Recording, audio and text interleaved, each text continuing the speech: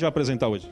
Hoje a gente vai fazer uma receita super simples, todo mundo pode fazer, de novo, pensando em que qualquer pessoa pode ir para a cozinha, um bolo de milho. Bolo de milho feito no liquidificador. Feito no Bem liquidificador. Super fácil. Tá vendo só? Ela vem trazer o quê? Algo sempre para facilitar a sua vida. Seja a mamãe, seja o papai que gosta de se aventurar na cozinha. Vamos passar os ingredientes? Então, anota aí, ó. É um bolo de milho batido no liquidificador, bem facinho, para a gente poder fazer agora e você de casa também. Quais são os ingredientes? Vamos lá.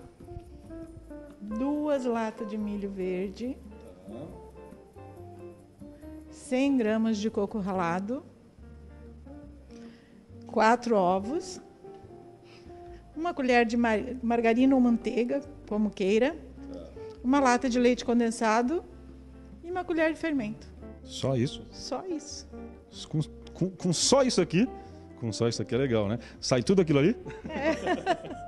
Vamos preparar? Qual que é o primeiro passo? Vamos misturar, vai fazer já a massa, né? Como é que é? A gente coloca todos os ingredientes no liquidificador, tudo, põe na forma e vai para assar. Vamos preparar isso? Gente, anotou aí? Vamos fazer o seguinte, ó. Aquela reclamação, todo o programa depois que vai ao ar, vem aquela reclamação, eu quero a receita. Aliás, um beijo para Aracaju. Você acredita que o pessoal de Aracaju pedindo a receita da semana retrasada?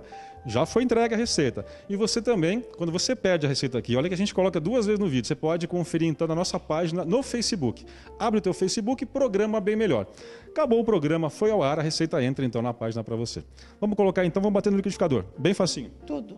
Então tá, Vamos lá. Vamos lá. Vamos fazer o seguinte, ela vai colocando aqui, a gente vai batendo um papo. Eliette, me conta da serra, você esteve lá, né, na região da tua família, e como é que tá? Muito frio já? Já está muito frio lá. Só no fogão de lenha, né? Para aguentar. O pessoal sofre lá, né, com a gastronomia. Não é fácil. Vou fazer o seguinte, gente, ela vai colocar os ingredientes, se acompanha, daqui a pouquinho então a gente bate. A Mariana vai levantar o som bem gostoso, como sempre, né, Mariana? Levanta o som bem gostoso e a gente volta então para fazer a degustação. Acompanhe.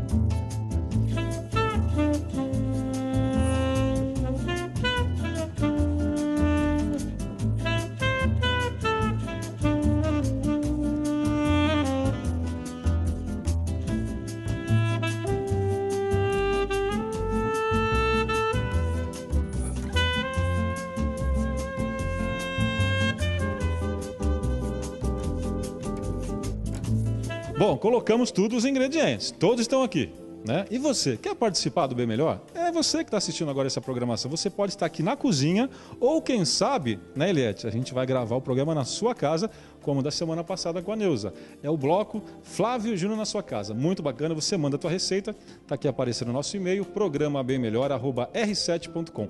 Ou também, como fez a Eliette, pode colocar a receita na nossa página do Facebook. Manda inbox, aquela receita gostosa que a tua família adora, tá bom? Vamos bater os ingredientes? Bora? Então vamos lá. Levanta o som, Mariana. Solta o som na caixa.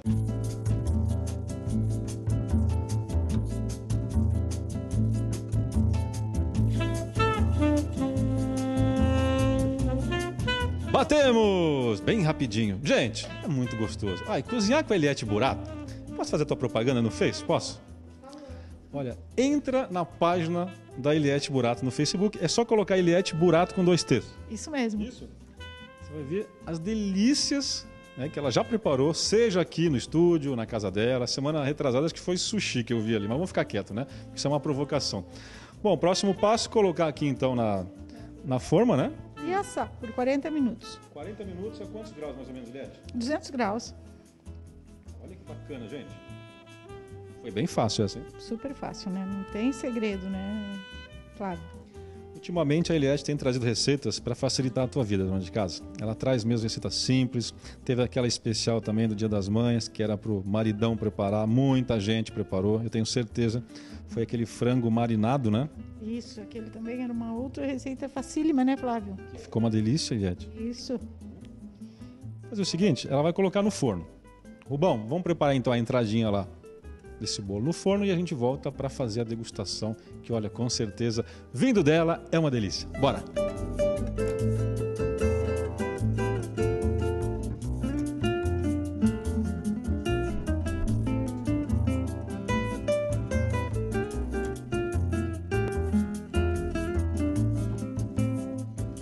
Falei que era rapidinho? A Eliette já tirou esse bolo gostoso. Vamos fazer o seguinte, esperar esfriar um pouquinho para poder degustar. Eliette, vamos passar a receita mais uma vez? Vamos fazer o seguinte, você não precisa nem passar. Mariana, coloca no vídeo a receita, pessoal de casa, não reclamar, né, porque é bem facinho e os ingredientes são ainda mais fáceis. Coloca no vídeo.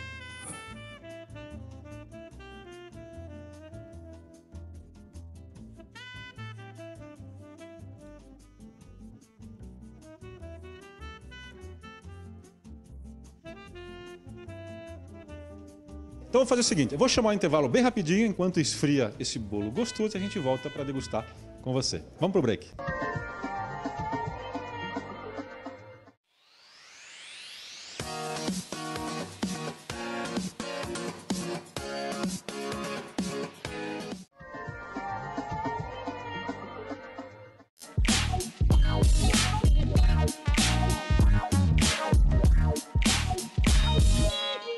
Olha, essa mesa posta com esse capricho da nossa artista, que na verdade isso aqui virou uma cenografia, né? Mas é uma cenografia que a gente pode realmente degustar. Porque geralmente, né, o material cenográfico é de plástico, o bolo não é de verdade. Esse aqui é de verdade, acabou de sair do forno, já esfriou, né, Lili?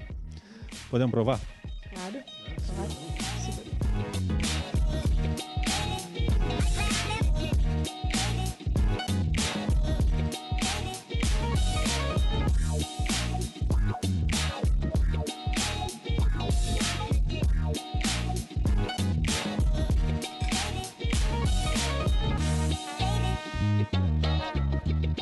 Fantástico. Não parece que é uma receita tão fácil, né? Porque o sabor é maravilhoso. Foi feito tão rapidinho, né? Como é que você descobre essas coisas? Porque eu gosto de cozinhar, né? Então, Nada como ter prazer naquilo que a gente faz, né, Eliette? Você é a testemunha viva disso, né? é isso mesmo. Que bacana, tá vendo? Essa é a dica da Eliette, das delícias da Eliette. Fazer então para a namorada ou você, né, que é namorada, fazer para o seu namorado. Fantástico, bem facinho. Quer a receita? Entra no Face da Eliette Burato ou então no Face do programa Bem Melhor. Pode ser assim? Isso mesmo.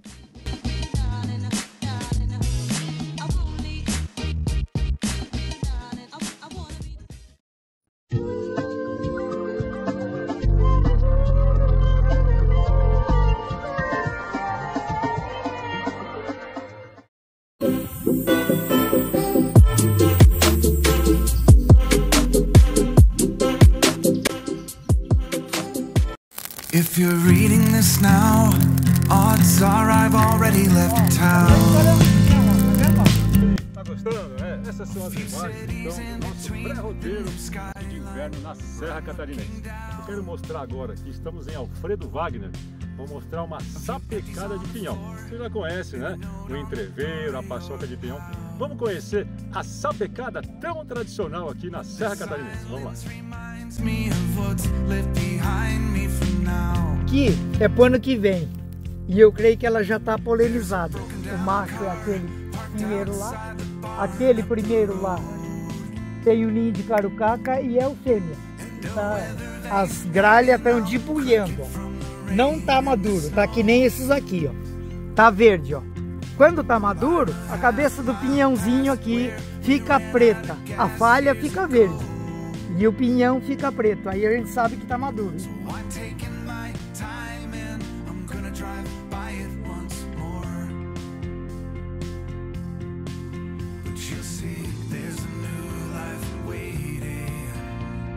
Just don't want this feeling to go. If you're reading this now, please remember the good times we had.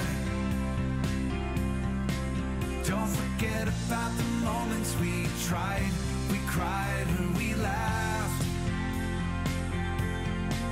There's a good chance our paths will eventually meet up somehow. Just know I had good reason to go if you're reading this now.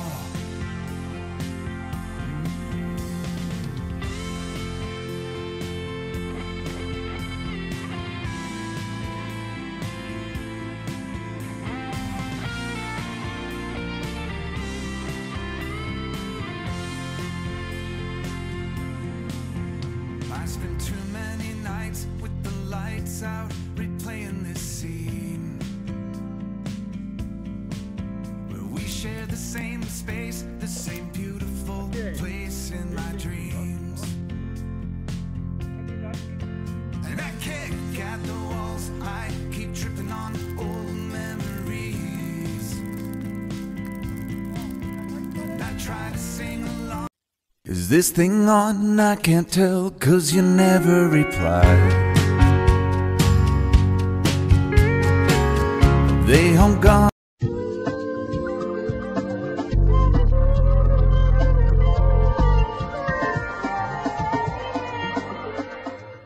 Voltamos com o Bem Melhor. Você pode participar do programa, mandando aí a sua dica de pauta. Você pode interagir com o Flávio Júnior. Nosso e-mail está no seu vídeo. O que você gostaria de assistir aqui no programa? Hoje, agora, nesse terceiro bloco, vamos falar então sobre ansiedade infantil. Será que o teu filho ou a tua filha, você pode considerar que tem ansiedade? São crianças ansiosas? Te dão trabalho? Será que isso pode acarretar uma criança nervosa? Como descobrir se uma criança é ansiosa ou não? Estou aqui com a psicóloga Tatiana Costa. Tudo bem, Tati? Seja bem-vinda. Obrigada pelo convite. Tati, conta pra gente. Como a gente detectar, que uma criança, a gente já pode falar, puxa, essa criança é ansiosa, ela está sofrendo com isso? Conta pra gente. Então, existe a ansiedade normal, que eu acho que todo mundo passa por isso, né? Numa situação assim de desafio, uma situação diferente, que a gente não sabe, não conhece, de mudanças, de adaptações. Mas, assim, a ansiedade que a gente deve cuidar é quando ela tem um tempo prolongado, né? A criança está muito preocupada todos os dias, aí já tem um mês que ela está assim, então ela fica realmente fisicamente nervosa, sudorese, dor de cabeça, ela tem queixas para dormir, né? Tem assim uma mudança no comportamento, tanto na escola, como para dormir e para comer. Então a mãe com certeza vai detectar uma mudança no comportamento. Por falar em comportamento, a criança pode se tornar ansiosa devido ao lar que ela mora, os pais são que são ansiosos, têm aqueles problemas da empresa, dos negócios, né? Seja ali até mesmo problemas de casa. Isso pode passar para a criança, pode passar a minha ansiedade para o meu filho? Então, o ambiente estressante, com certeza, ele contagia, né? Então, se a criança vive nesse ambiente, ela também tem, com certeza, a propensão a ser uma criança que sofre de estresse e ansiedade. Geneticamente também, isso pode ter a causa genética, né? E as situações do dia a dia mesmo, como ela lida com as situações difíceis para ela, situações novas, como ela trabalha, como ela vive os momentos que ela precisa se adaptar, né? E isso a gente observa quando a criança é mais tranquila ou quando ela é mais ansiosa. Principalmente, a gente falava agora nos bastidores, a questão de mudança. A criança ela não está preparada para certas mudanças ainda, não é verdade? É verdade, principalmente com relação à escola, né? Então, assim, eu acho que a escola é sempre importante, tanto para a criança quanto para o adolescente. Em cada época, cada fase da vida, ela tem uma importância diferente, um significado diferente, mas sempre é muito importante. Porque é ali que ela tem os contatos, né? Os amigos, os relacionamentos dela, toda a expectativa dela está em relação à escola, porque geralmente hoje as crianças ficam muito tempo em casa, né? Hoje a gente vê assim, as crianças não têm mais aquela infância de brincar na rua, né? A gente com as preocupações do dia a dia, da violência. Então, as crianças ficam mais em casa, vão para casa de um amigo ou outro, mas a expectativa dela está mais em torno de encontrar o pessoal, os amigos, fazer o que gosta na escola mesmo. Aí a criança que tem hoje uma ansiedade que a gente pode caracterizar como normal. E se essa ansiedade se torna patológica, como você falou, né? Agora há pouquinho a gente conversando antes de começar esse bloco. Como saber se é uma ansiedade normal, como aquela que eu sinto, e quando a criança precisa de um tratamento? Você pode passar isso para a gente? Como detectar isso, Tatiana? Uma ansiedade normal é frente a uma situação de mudança, né? Uma situação nova, uma apresentação de trabalho na escola, mudança de endereço, mudança de escola mesmo. Então, aquela período de adaptação. A adaptação, a gente precisa dar um tempo para a criança, mais ou menos de 6 meses. Passou isso, daí já a criança realmente está sofrendo, né? Mas, lógico, se a criança tem sintomas físicos como dor de cabeça, insônia, dor de barriga, ânsia de vômito, né? Tem dificuldade de se separar dos pais, a gente não precisa esperar 6 meses, né? 1 mês a criança continua com esses sintomas, é melhor a gente procurar ajuda médica. A gente comentou na abertura da ansiedade e também da obesidade. A gente conversou isso ontem, né, antes de preparar a pauta. Você falou que muitas dessas está relacionado até mesmo para ter uma transformação no corpo físico, né? Isso vem também da ansiedade, Tatiana? Então, quando a ansiedade não é tratada, né, no futuro ela pode gerar transtorno obsessivo compulsivo, que daí entra os transtornos alimentares, né? Pode gerar fobias, né, insegurança, medo. Então, a criança, no futuro, ela pode ter problemas por não ter sido tratada na época que precisou. Como tratar? Como é que você lida com isso no consultório? Então, em casa, como os pais podem lidar com essa situação? Sempre conversando muito com os filhos, né? Notou um comportamento diferente, conversar sobre esse comportamento. Às vezes a criança ela não sabe expressar o que está sentindo, ela só sente, não sabe como expressar aquilo. O diálogo é muito importante. Muito importante. E a criança, tem crianças que têm dificuldade de contar, às vezes, em casa, o que acontece na escola, o que acontece com ela fora. Então, os pais, eles precisam instigar isso, né? E motivar as crianças a ter esse diálogo em casa. Ficar atenta, porque ela também manifesta com o comportamento dela, né? Às vezes ela não fala, mas o comportamento dela está dizendo.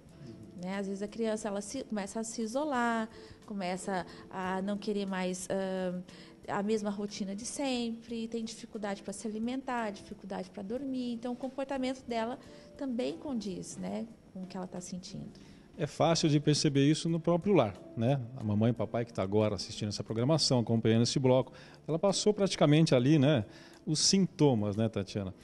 Conversar na escola com os professores, ver como que está o comportamento também. Às vezes ele faz um treinamento na academia, ou tem aula extra, né, curricular. Está conversando com as pessoas que têm contato com a criança, conhecer os amigos, né? Isso tudo é importante. Eu acho que lidar com isso aí é realmente os pais abraçarem mais, ter mais esse contato, dividir, né? Poxa, filho, se abre comigo, né? Conta o que está acontecendo, como é que foi o teu dia na escola, isso é tão importante saber. Tem pai que não está nem aí, né? Chega em casa, comeu, faz a lição, vai estudar. Mas acho que saber como é que foi esse dia do filho, se ele passou por algum problema, né? É verdade. Por isso que dizem que os avós têm um outro tipo de atenção, né? Porque eles já sabem isso que tu está falando. Não é só cuidar da rotina, se comeu, se está tudo bem, se está dormindo, se está bem vestido, né? Tem a relação pai e filho que é importante, né? A qualidade da relação. Uma vez eu escutei de uma mamãe falar: poxa, eu dou tudo para o meu filho. Ele tem os melhores brinquedos. Aí eu perguntei: quanto tempo que você dedica para brincar com ele com esses brinquedos? Ela falou: não, eu não tenho tempo. Eu dou plantão no hospital, eu trabalho a madrugada toda. Então, assim, ele tem tudo. Eu acho que não é por aí. Só não tem a presença dela, né? Infelizmente. Que é isso que vai... a formação da criança está na presença com o pai, com a mãe, né? Isso. E tudo que acontece na infância é extremamente importante para a vida adulta. Porque é na infância que se forma o caráter, né? Então, as experiências que a criança tem vão contar muito para essa formação do caráter e da personalidade no futuro. Por isso que, quando a criança sofre algum transtorno emocional, psíquico, tem que ser tratado, sim. Eu já ouvi muitos pais falarem assim: mas quando eu era criança, não tinha psicólogo, não tinha nada disso, eu estou aqui super bem. Se você for olhar de perto, super bem, como é que é? Né? A pessoa... bebe, fuma, toma remédio para dormir. Como que é o super bem, né? É uma pessoa super ansiosa, estressada. É o super bem, assim, estou vivo, né? Estou levando. Sobrevivi, Mas se pudesse corrigir algumas coisas, se a gente olhar para trás, pudesse corrigir, com certeza estaria bem melhor, né? Se você tiver alguma dúvida, poxa, Flávio, agora nessa matéria aqui me veio uma coisa na cabeça, poxa, o momento que eu passei com meu filho, eu tenho um pouquinho de dúvida ou dificuldade para lidar com isso. A gente pode passar um contato, elas podem estar encaminhando para a gente as dúvidas, para a gente poder depois passar para a Tati. Então, manda um e-mail para o programa, está aqui no seu vídeo, programa bem melhor, @r7.com. Toda a sua sugestão, mesmo uma dúvida, quem sabe um problema que você está passando, passa para a gente. Eu tenho certeza que a Tatiana vai estar ali aberta para estar respondendo isso, de repente podendo te ajudar. Eu sei que não é fácil cuidar de filhos. Hoje a mulher, ela é uma mulher ativa, ela trabalha fora. E mesmo que trabalhe em casa, tem muito trabalho. Então, quem sabe uma dica, às vezes é tão bacana. Ainda mais, a Tatiana é mãe de 2 ou 3 filhos? 2. 3 não. 3 ainda não, 2. Então você tem experiência. Além de psicóloga, ela convive com isso diariamente, né? É verdade. Isso faz diferença mesmo. Porque para cada filho nasce uma mãe, eu acho, diferente, né? A gente não é a mesma mãe com todos os filhos. E nem pode. Né? Porque cada um pede uma atenção especial. E olha, com certeza, ame os seus filhos da mesma forma. Se você fala, poxa vida, né? Agora que você falou isso aí, eu dou tanto carinho para um, eu sinto que o outro está meio aí se sentindo rejeitado. Parece que as mães não percebem, mas a gente que está fora vê isso.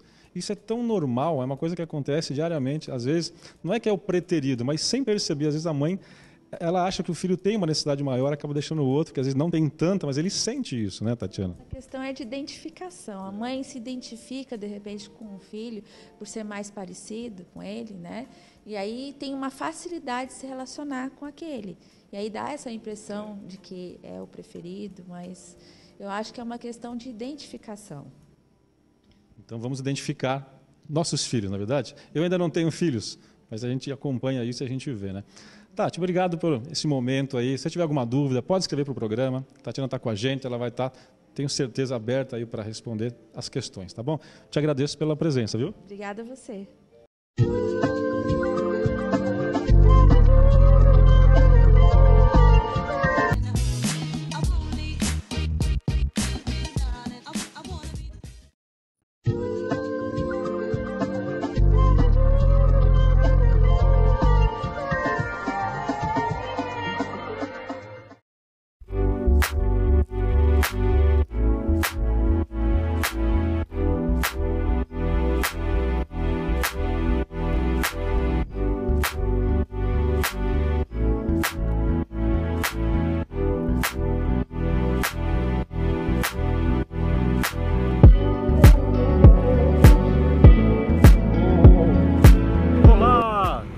Aqui então na cidade de Bento Gonçalves. Esse aqui é o Caminhos de Pedra. Gente, uma estrada maravilhosa, são 12 quilômetros com imagens bucólicas. Acompanhe só um pedacinho, confira. Estamos em Bento Gonçalves. Esse é o Caminhos de Pedra.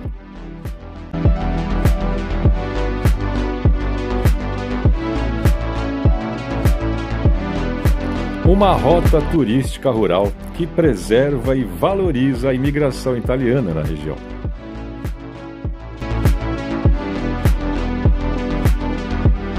A rota, com cerca de 12 quilômetros de extensão, concentra o maior acervo arquitetônico italiano no país.